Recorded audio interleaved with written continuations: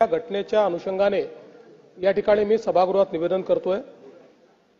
काल दिनांक 17 मार्च 2025 रोजी सकाळी 11:30 वाजता नागपुरातील महाल परिसरात विश्व हिंदू परिषद व बजरंग दलाच्या कार्यकर्त्यांनी औरंगजेबाची कबर हटाव असे नारे देत आंदोलन केले। हे आंदोलन करताना त्यांनी गवताच्या पेंड्या असलेली प्रतिकात्मक कबर त्या ठिकाणी जाळली। यानंतर गणेशपेठ पोलिसांनी आंदोलकांवर अपराध क्रमांक 114/2025 नुसार भारतीय न्याय संहिता 299 37(1) व 3 सह 135 महाराष्ट्र पोलीस कायदा अन्वये गुन्हा दाखल केला। दुपारी 3:09 हा गुन्हा दाखल झाला। यानंतर सायंकाळी एक अफवा अशी पसरवली गेली की सकाळच्या आंदोलनात जी प्रतिकात्मक कबर जाळली त्याच्या कापडावर धार्मिक मजकूर होता। अत्तरोळ मधील नमाज आटोपून 200 ते 250 चा जमाव हा त्या ठिकाणी तयार झाला आणि नारे देऊ लागला।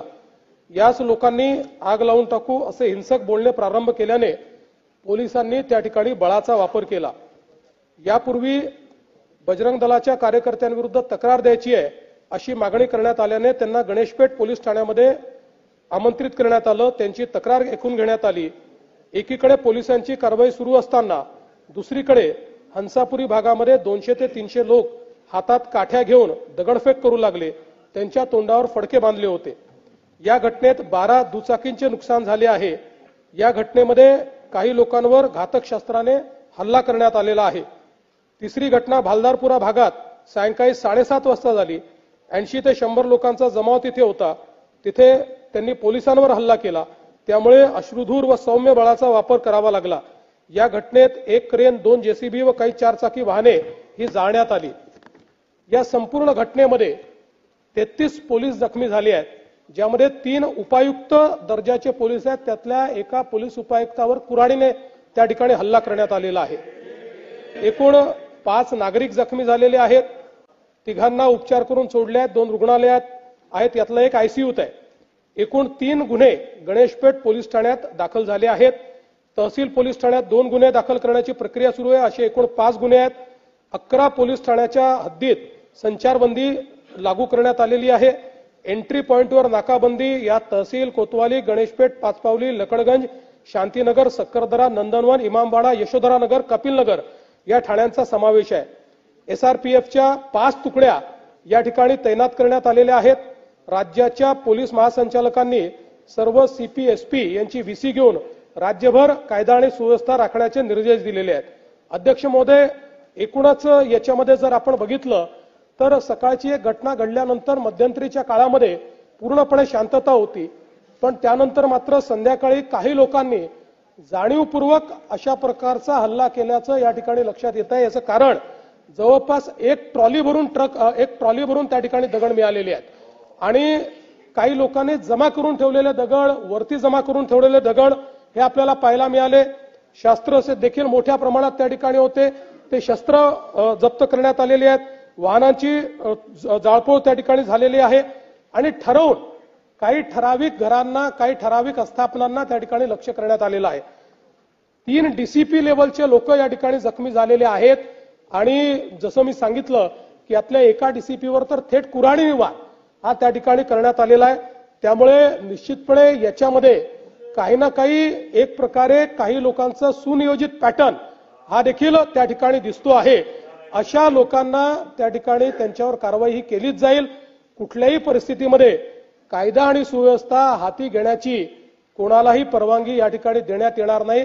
आणि मी एक गोष्ट स्पष्टपणे सांगतो, पोलिसांवर ज्यांनी हल्ला केला असेल त्यांना काय झालं तरी सोडलं जाणार नाही।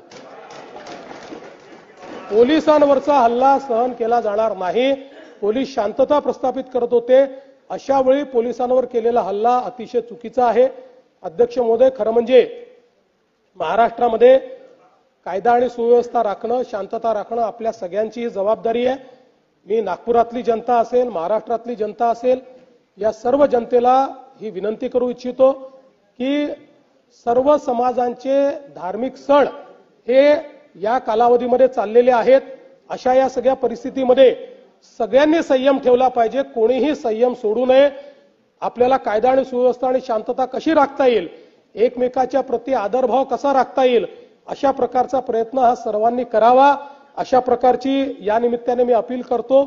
खरं म्हणजे आज महाराष्ट्रामध्ये विशेषतः म्हणजे मी कुठल्या सिनेमाला दोष देत नाहीये, खरं म्हणजे छावा या चित्रपटाने छत्रपती संभाजी महाराजांचा खरा इतिहास आपल्या समोर आणला. पण त्यानंतर राज्यामध्ये लोकांच्या भावना देखील खूप मोठ्या प्रमाणात त्या ठिकाणी एक प्रकारे प्रज्वलित झालेल्या आहेत. औरंगजेबाबद्दलचा जो काही राग आहे तो रागही खूप मोठ्या प्रमाणात त्या ठिकाणी बाहेर येतोय.